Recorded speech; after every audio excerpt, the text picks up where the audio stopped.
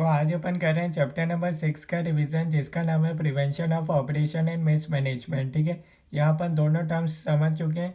एक और बार अपन revision video में तो आप फास्ट ट्रैक पर पूरा चैप्टर को रिवाइज करेंगे। तो यहाँ अपन को दो टर्म्स देखने हैं, एक होता है ऑपरेशन और एक होता है मिसमैनेजमेंट। ठीक है, सबसे पहले अपन एक एग्जाम्पल ले लेते हैं, ठीक है, ताकि आपको थोड़ा अच्छे से समझ में आएगा। ठीक है, अब इस चैप्टर में आखिर क्या हो रहा है, जो भी माइनॉरिटी शेयर होल्डर्स होते हैं ना, उन पर जो अत्याचार हो रहा है उस बारे में इस चैप्टर में बात बता रहे हैं। ठीक है, जैसे कि जो मेजॉरिटी शेयर होल्डर्स करते हैं माइनॉरिटी शेयर होल्डर्स पे। ठीक है, जैसे कि एक एग्जांपल ले लेते हैं डायरेक्टर। ठीक है, कोई सी भी एक कंपनी ले लेते हैं, जैसे कि रिलायंस। ठीक है, रिलायंस कंपनी के मान लो 90% शेयर होल्डर्स को मेजॉरिटी अपन मान लेते हैं और 10% शेयर होल्डर्स को अपन माइनॉरिटी मान लेते हैं। ठीक है, तो अब इसमें क्या हो रहा है, जैसे भी कंपनी के डायरेक्टर्स है, ठीक है, अब उनको कभी कभार क्या है, पर्सनल लोन की ज़रूरत पड़ गई। ठीक है, तो डायरेक्टर्स के पर्सनल लोन के लिए उन्होंने क्या करा, उन्होंने कंपनी की जो प्रॉपर्टी थी उसको मॉर्गेज रख दी। ठीक है,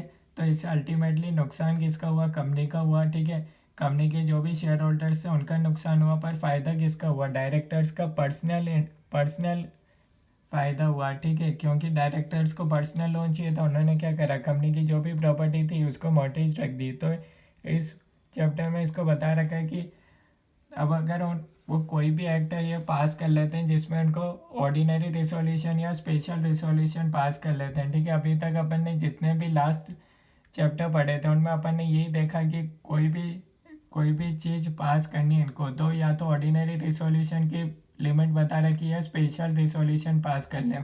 पर हो सकता है कभी कभार जो मेजॉरिटी लोग हो वो गलत हो और माइनॉरिटी जैसे कि 10% लोग हो वो सही हो किसी भी डिसीजन के मामले में। ठीक है, तब अगर 10% लोग जाएंगे कोर्ट के अंदर तो वो क्या, कोर्ट क्या बोलेगा कि हाँ भैया ये तो गलत, ये चीज़ तो सही हुई है, क्योंकि 90% लोग तो सही बोल रहे हैं और उन्होंने ऑर्डिनरी रिसोल्यूशन भी पास कर लिया। इसके लिए स्पेशल रिसोल्यूशन की अगर लिमिट थी तो वो भी पास हो गया, क्योंकि स्पेशल रिसोल्यूशन की लिमिट है 75% शेयर होल्डर्स हाँ बोलते हैं तो ऐसा पास हो जाता है। ठीक है, तब स्पेशल रिसोल्यूशन भी पास हो गया, पर 90% अपन मान लेते हैं 90% लोगों ने हाँ बोल दिया और 10% लोगों ने ना बोली थी। ठीक है, पर 10% लोगों की आखिर सुनेगा कौन। ठीक है, कोई सुनने वाला नहीं, भले 10% लोग माइनॉरिटी शेयर होल्डर सही हो चाहे गलत हो, उनकी सुनने वाला कोई नहीं था। तो इसलिए ये चैप्टर आया है prevention of operation and mismanagement. इसमें माइनॉरिटी शेयर होल्डर्स यानी कि 10% शेयर होल्डर्स को राइट दिया है कि अगर 90% शेयर होल्डर्स गलत है किसी डिसीजन में तो वो कोर्ट जा सकते हैं और फिर कोर्ट उसमें सुनवाई करेगा और पूरे मामले की जांच करेगा और 10% शेयर होल्डर्स को न्याय मिलेगा। ठीक है, जैसे कि इस केस में अपन ने देखा था डायरेक्टर ने अपने पर्सनल इंटरेस्ट, डायरेक्टर को पर्सनल लोन चाहिए था तो उसने क्या करा, कंपनी के जो भी प्रॉपर्टी थी उसको मॉर्गेज रख दी। ठीक है, तब इससे अल्टीमेटली नुकसान किसका हुआ, जो 10% लोग थे उनका हुआ। ठीक है, क्योंकि डायरेक्टर्स के पास अपन मान लेते हैं उनके और उनकी फैमिली के पास 90% शेयर होल्डिंग थी। ठीक है, तो अल्टीमेटली ये 10% लोगों का साथ बायसनेस नहीं हो इसलिए ये आए। अभी फर्स्ट पॉइंट में बता रखा है right to apply under section 241।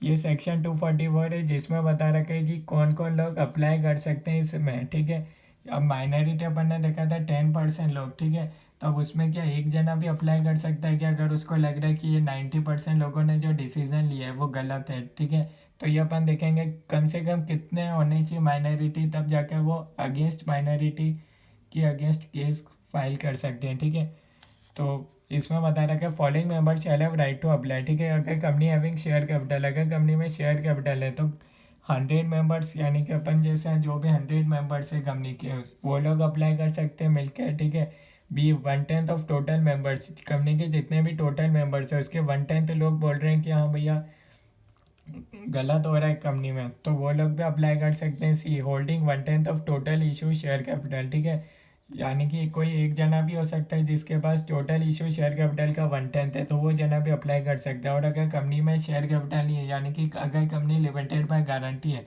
तो उसमें टोटल मेंबर्स के 1/5 लोग भी, मिनिमम 1/5 की लिमिट है। ठीक है, note applicant must have paid calls and other dues. हाँ, ये लोग अप्लाई तो कर रहे हैं पर कंपनी ने जब भी इनसे शेयर्स के लिए कॉल्स ड्यूज मांगे होंगे तो वो पेड होने चाहिए। ठीक है, ऐसा नहीं कि वो लोग ही डिफ़ॉल्टर हैं। ठीक है, shares held by 2 or more persons jointly shall be counted as 1, ठीक है। यानी कि अगर जॉइंटली कोई शेयर होल्डर्स है तो उनको ट्रीट 1 मानेंगे इस केस में, ठीक है। उसके बाद बता रखा है सेकंड पॉइंट में बता रखा है कंसिक्वेंसेज ऑफ टर्मिनेशन और मॉडिफिकेशन ऑफ सर्टेन एग्रीमेंट्स, ये है सेक्शन 243। इसमें ये बता रखा है अगर किसी भी डायरेक्टर को हटा दिया जाता है कोर्ट ने, ठीक है। अब माइनॉरिटी शेयर होल्डर्स ने केस फाइल करा अगेंस्ट मेजॉरिटी शेयर होल्डर्स के खिलाफ, ठीक है, क्योंकि उन्होंने, अब मेजॉरिटी में क्या होता है, जैसे कि रिलायंस कंपनी का डायरेक्टर है, वो हो सकता है ना उसके पास ही मेजॉरिटी, मान लो 80% शेयर होल्डिंग उसकी एंड उसकी फैमिली के पास है, तो उनको कोई भी डिसीजन पास करना होगा तो ऐसा तो 1 मिनट में पास हो जाएगा, पर जो बाकी के शेयर होल्डर्स हैं उनके साथ तो गलत हो रहा है ना। तो इसलिए इसमें बता रखा है कि अगर माइनॉरिटी को अगेंस्ट उन्होंने फाइल करा था अगेंस्ट मेजॉरिटी कोर्ट में, ठीक है। अब कोर्ट ये मान लेता है कि हाँ भैया जो माइनॉरिटी ने जो केस फाइल करा था वो एकदम सही था, जो मेजॉरिटी शेयर होल्डर से कंपनी के वो गलत डिसीजन कर रहे हैं और उसके डायरेक्ट इम्पैक्ट कंपनी पर पड़ रहा है, ठीक है। तो अगर इस बात को ध्यान में रखते हुए अगर कोर्ट किसी भी डायरेक्टर को हटा देता है तो फिर वो डायरेक्टर नो कोई भी कंपनसेशन क्लेम नहीं कर सकता फॉर लॉस ऑफ ऑफिस, यानी कि अगर कोर्ट ने, यानी कि इस केस में एनसीएलटी, अगर एनसीएलटी यानी कि नेशनल कंपनी लॉ ट्रिब्यूनल अगर उसने एक डायरेक्टर को हटा दिया तो फिर वो कोई भी क्लेम फॉर कंपनसेशन नहीं मांग सकता, क्योंकि डायरेक्टर जब अपॉइंट होता है तो वो 5 ईयर्स के लिए अपॉइंट होता है, अपन ने देखा था जनरली, ठीक है। पर अगर बीच में 1 साल हो गया मान लो उस डायरेक्टर को भी, उसके बाद कोर्ट ने हटा दिया तो फिर उसको कोई कंपनसेशन नहीं मिलेगा, ठीक है।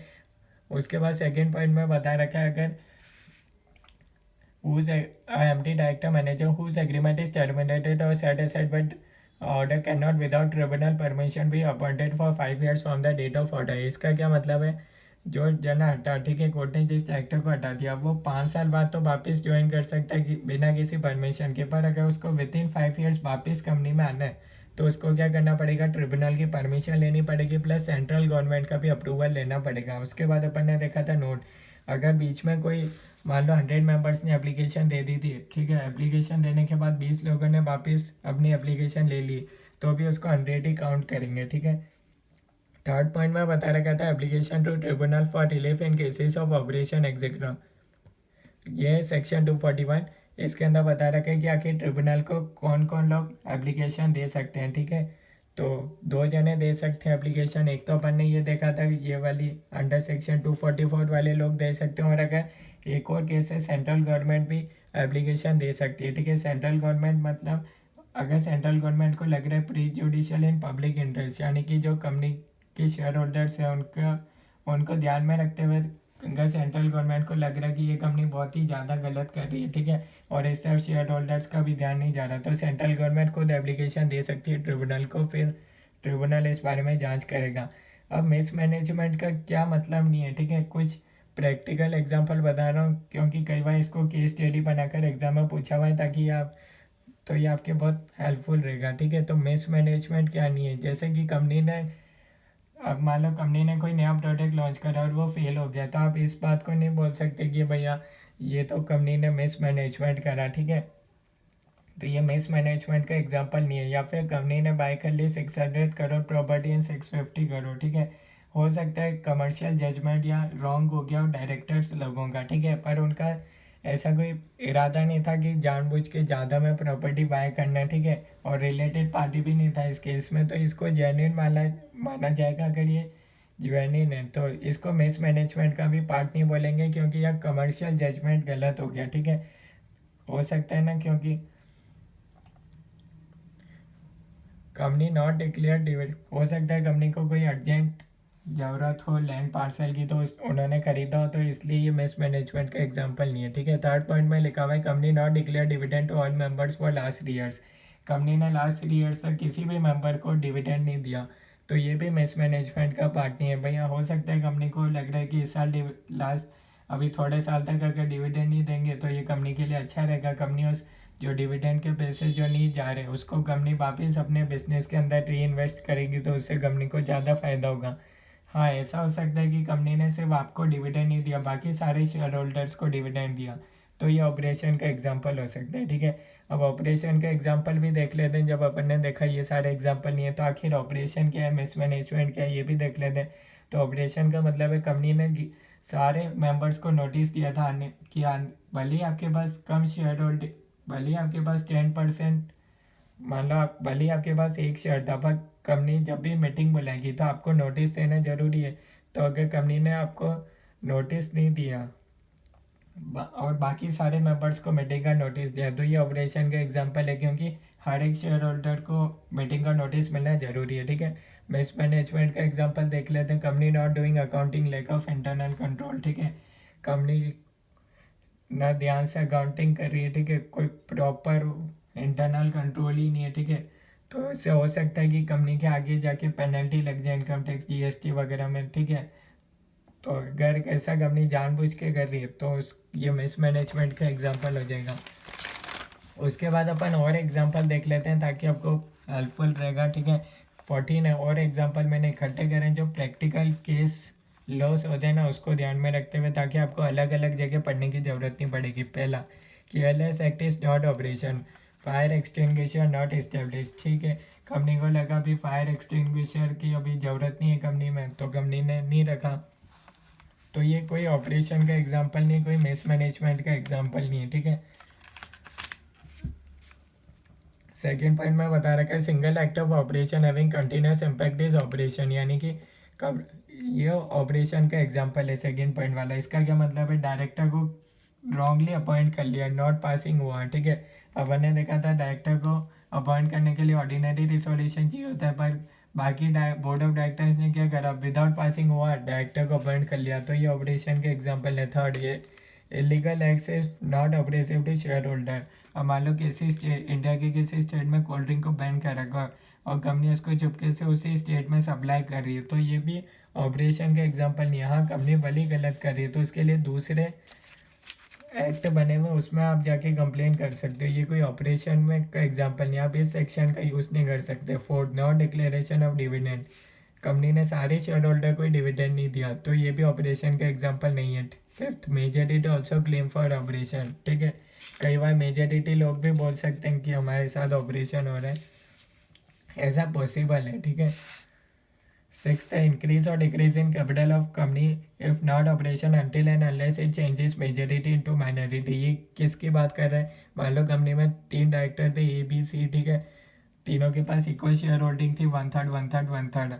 अब उन्होंने क्या करा, ए और बी ने दोनों ने हाथ मिला लिया, फिर क्या हुआ, दोनों ने थोड़े दिन बाद बोनस इशू करा, और उन्होंने बोनस इस तरह से इशू करा कि ए एंड बी अब से मेजॉरिटी रहेगा और सी बन गया माइनॉरिटी, जबकि पहले क्या थे, तीनों इक्वल थे।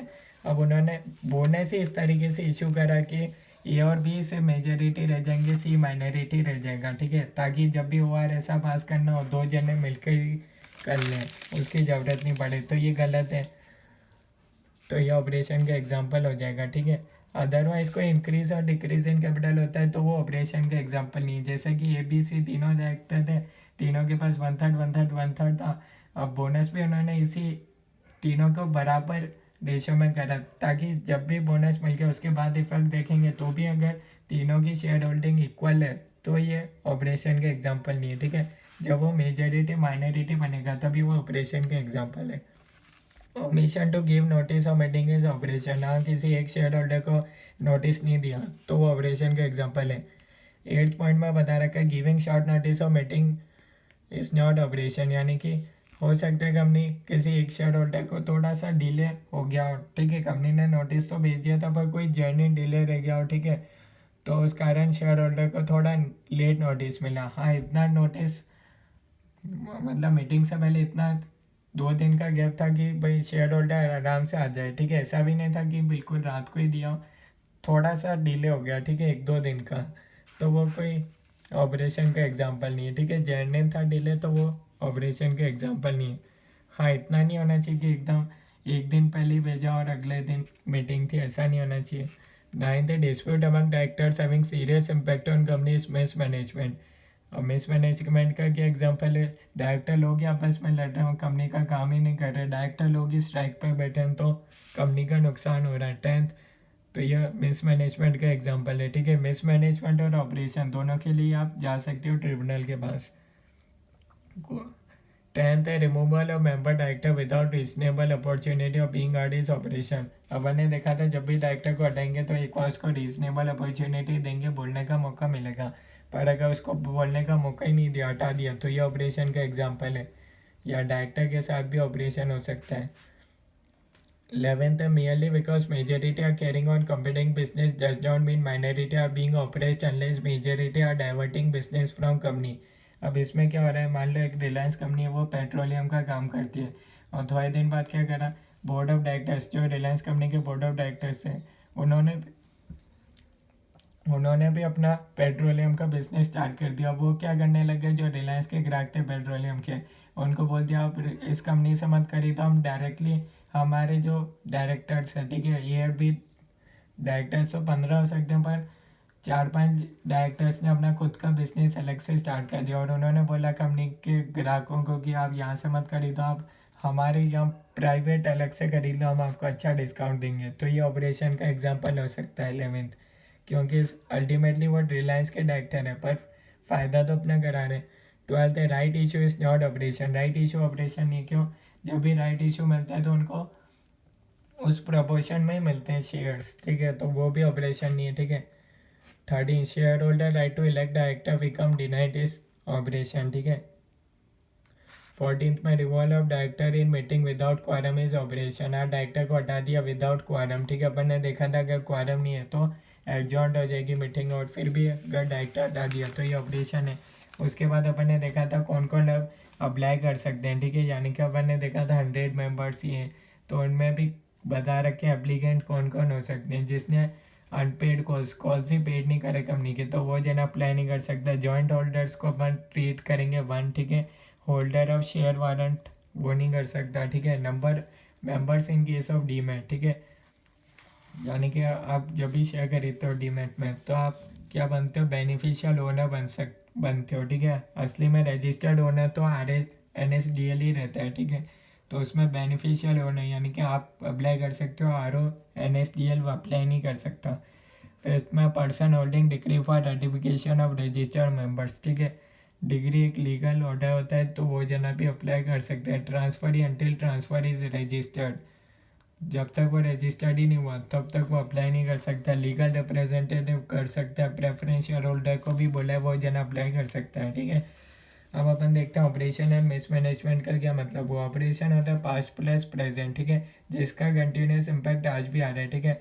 मान लो कंपनी में रॉन्ग शेयर होल्डिंग इशू हो गई, ठीक है, जैसे कि अपन ने देखा था 3 डायरेक्टर से ABC 1/3 थी, बोनस के बाद ए और बी मेजोरिटी बन गया और C माइनॉरिटी बन गया, ठीक है। इस तरीके से बोनस इशू करा उन्होंने, ठीक है, तब उसका इम्पैक्ट तो आज भी रहा है। जिस दिन वो फाइल कर रहा है उस दिन भी वो माइनॉरिटी रहा है C जना, ठीक है। भले ही ऑपरेशन तो हुआ था पास्ट में, ठीक है, उसने 1 महीने बाद अप्लाई करा, तो उसका कंटिन्यूस इम्पैक्ट आज भी आ रहा है, ठीक है। और मिस मैनेजमेंट क्या होता है, पास्ट प्लस प्रेजेंट, जिसका इम्पैक्ट फ्यूचर पे है, आज भी हो सकता है फ्यूचर पे भी आ सकते हैं। जैसे कि wrong person appointed as director will do wrong, ठीक है। अब मान लो बोर्ड ऑफ डायरेक्टर्स ने ऐसे पर्सन को बना दिया डायरेक्टर जो बनने के लायक नहीं है, जैसे कि नीरव मोदी को बना दिया डायरेक्टर, और वो बनने के लायक नहीं है, ठीक है, क्योंकि हो सकता है भले ही उसने गलत काम नहीं करा, पर हो सकता है वो भविष्य में कोई गलत काम कर दे, ठीक है, ऐसा विलफुल डिफॉल्टर को बना दिया, ठीक है, तो उसके लिए भी आप कर सकते हो, ठीक है। यानी कि अगर कंपनी फ्यूचर में गलत करने वाली है तो भी आप इस सेक्शन का यूज़ कर सकते हो, ऑपरेशन एंड मिसमैनेजमेंट का, क्योंकि हो सकता है गलत जना डायरेक्टर बन गया, वो भले ही आज नहीं कर रहा, पर हो सकता है वो कल कर दे, हाईली चांसेस है, तो भी आप कर सकते हो, ठीक है। मोर एग्जांपल्स क्या है मिसमैनेजमेंट के, वही कंपनी ने जहाँ ऐसा पास करना चाहिए था वहाँ कंपनी ने ऐसा पास नहीं करा, उसके बिना ही बोरो कर लिया है, तो वो मिसमैनेजमेंट का एग्जांपल हो जाएगा। कंपनी के एसेट्स पर्सनल पर्पस में काम ले रहे हैं डायरेक्टर, तो वो मिसमैनेजमेंट का एग्जांपल है, ठीक है। उसके बाद आता है पावर्स ऑफ ट्रिब्यूनल, ठीक है, ट्रिब्यूनल के पास आगे क्या क्या पावर्स है, ये सेक्शन 242। अगर ट्रिब्यूनल को लग रहा है कंपनी के अंदर गलत हो रहा है, और गलत किन लोगों पर हो रहा है, कोई भी कंपनी के मेंबर पर, या फिर पब्लिक इंटरेस्ट यानी कि जो भी कंपनी के शेयर होल्डर्स हैं उन पर कोई गलत इम्पैक्ट हो रहा है, या फिर इंटरेस्ट ऑफ कंपनी, ठीक है। अब कंपनी डायरेक्टर को पर्सनल लोन चाहिए था, तो उन्होंने कंपनी के मोर्टेज, ठीक है, कंपनी का लैंड वो मोर्टेज रख दिया, तो ये तब कंपनी के इंटरेस्ट के बिहाफ मतलब गलत है ना, तो आप कोर्ट क्या जाए, अगर ट्रिब्यूनल चाहे तो कंपनी का वाइंड अप भी कर सकता है अगर एक्सट्रीम केस है तो, ठीक है। पर जब तक एक्सट्रीम केस नहीं होता तब तक ट्रिब्यूनल भी चाहता है कि वो केस सॉल्व हो जाए, ठीक है, क्योंकि वाइंड अप करना तो लास्ट चांस है, ठीक है। पर उसके पास पावर है, इसमें ये बता रखा है पावर्स कौन कौन से शेयर्स के केस में वही ट्रांसफ़र करा सकते हैं, रिडम्पशन करा सकते हैं, अलॉटमेंट कर सकते हैं, ठीक है। वही सी माइनॉरिटी बन गया था, ठीक है, बोनस के बाद। तो सी जने को वापस अलॉटमेंट भी कर सकते हैं या फिर ट्रांसफ़र भी करा सकते हैं या फिर ए और बी का दोनों का रिडम्पशन करा सकते हैं, ठीक है, ताकि ए बी सी तीनों के पास इक्वल शेयर होल्डिंग अगर पहले थी बिफोर बोनस तो आफ्टर बोनस भी इक्वल रहनी चाहिए, उसी रेशियो में रहनी चाहिए। कॉन्ट्रैक्ट अगर कंपनी ने अपना पर्सनल लोन के लिए कंपनी के एसेट्स मॉर्गेज कर दिए तो ट्रिब्यूनल चाहे तो उनके बीच में जो भी कॉन्ट्रैक्ट था उसको ख़त्म कर सकती है, ठीक है। पर इस केस में जो प्रॉपर्टी लोन था तो विद इन 3 मंथ्स लोगों को अप्लाई करना पड़ेगा, ठीक है। ऐसा नहीं कि बहुत बाद में अप्लाई कर रहे हैं। डायरेक्टर के केस में अगर ट्रिब्यूनल चाहे तो हटा भी सकता है, नया जना भी अपॉइंट कर सकता है जो ट्रिब्यूनल को लगे हाँ ये इंडिपेंडेंट डायरेक्टर है, ठीक है। अनड्यू गेन हुआ हो किसी डायरेक्टर को तो उसका भरपाई करने को कह सकते हैं। अपॉइंटमेंट प्रोसीजर किसी और डायरेक्टर का अपॉइंटमेंट सही नहीं हुआ हो तो वो भी कह सकता है, ठीक है। और जो भी ऑर्डर आएगा ट्रिब्यूनल का वो विद इन 30 डेज कंपनी को रजिस्ट्रार को बताना है। उसके बाद लास्ट टॉपिक आता है क्लास एक्शन। क्लास एक्शन क्या होता है सेक्शन 245 में, जैसे कि सत्यम कंपनी के अंदर फ्रॉड हुआ था, ठीक है। तो अब हर एक शेयर होल्डर अपनी अपनी एप्लीकेशन देगा कि हाँ भैया डायरेक्टर गलत कर रहा है, ठीक है। फ्रॉड करने मान लो सत्यम कंपनी में फ्रॉड होने से पहले शेयर होल्डर्स को लग रहा था कि हाँ भैया गलत हो रहा है इस कंपनी के अंदर, तो हर एक शेयर होल्डर अलग अलग अप्लाई करेगा तो इसकी जगह क्या बोल रखा है क्लास सेक्शन में सब जने साथ में हो, एक ही एप्लीकेशन देंगे, एक ही लीगल रिप्रेजेंटेटिव रहेगा तो थोड़ा दबाव रहेगा, ठीक है, कोर्ट के अंदर भी। तो इसमें भी बता रखा है कितने मिनिमम मेंबर्स चाहिए, ठीक है। अगर कंपनी में शेयर कैपिटल है तो मेंबर्स के हिसाब से बता रखा है टोटल मेंबर्स के कम से कम 5% चाहिए या फिर 100 मेंबर्स, दोनों में से जो लेस होगा चल जाएगा, ठीक है। और शेयर होल्डिंग वाइज क्या बता रखा है अगर अनलिस्टेड कंपनी है तो इशूड शेयर कैपिटल के 5% लोग, ठीक है, एक जने के पास भी हो सकती है, एक से ज़्यादा जनों के पास भी हो सकती है, पर वो लोग तैयार होने चाहिए क्लास एक्शन के लिए एक साथ आने के लिए। और लिस्टेड कंपनी है तो 2% होगा इशूड शेयर कैपिटल का तो भी चल जाएगा, ठीक है। अगर कंपनी में शेयर कैपिटल नहीं है, कंपनी लिमिटेड बाय गारंटी है तो टोटल मेंबर्स के 1/5 आएंगे तो भी चल जाएगा। In addition the company must also have a following, ठीक है, साथ में ये लोग भी होने चाहिए 100 डिपॉजिटर्स ऑफ कंपनी या फिर टोटल डिपॉजिटर्स के 5%, दोनों में से जो कम होगा चल जाएगा, ठीक है। पर इतने लोग तो होने चाहिए, या फिर depositors to whom company whose 5% of total deposits of company. इसका क्या मतलब हुआ कंपनी को कंपनी के जो टोटल डिपॉजिट्स है उसमें कंपनी के जो टोटल डिपॉजिटर्स है, ठीक है, अब कंपनी को 5% या उससे ज़्यादा लोगों को रिपेमेंट करना है वापस, तो वो जिनको रिपेमेंट करना है वो लोग भी साथ में आएंगे तो चल जाएगा, ठीक है। पर वो 5% या उससे ज़्यादा होने चाहिए कंपनी के, ठीक है। अगर कोई जना ऐसी फेक एप्लीकेशन किसी को टाइम पास करने के लिए अगर कोई लोग मिलजुल के का अगेंस्ट कंपनी है ऐसा कोई फाइल करते हैं एप्लीकेशन तो उन लोगों पर पेनल्टी लग सकती है नॉट एक्सीडिंग 1 लाख, 1 लाख से ज़्यादा नहीं लगेगी, ठीक है। एग्जेम्पशन टू बैंकिंग कंपनी, ये सेक्शन क्लास सेक्शन जो है वो बैंकिंग कंपनी पर एप्लीकेबल नहीं है। तो ये अपना पूरा चैप्टर कंप्लीट होता है। नेक्स्ट क्लास के अंदर अपन एमसीक्यू सॉल्व करेंगे। यहाँ तक कोई डाउट है तो आप कमेंट्स के अंदर बता सकते हो। Thank you.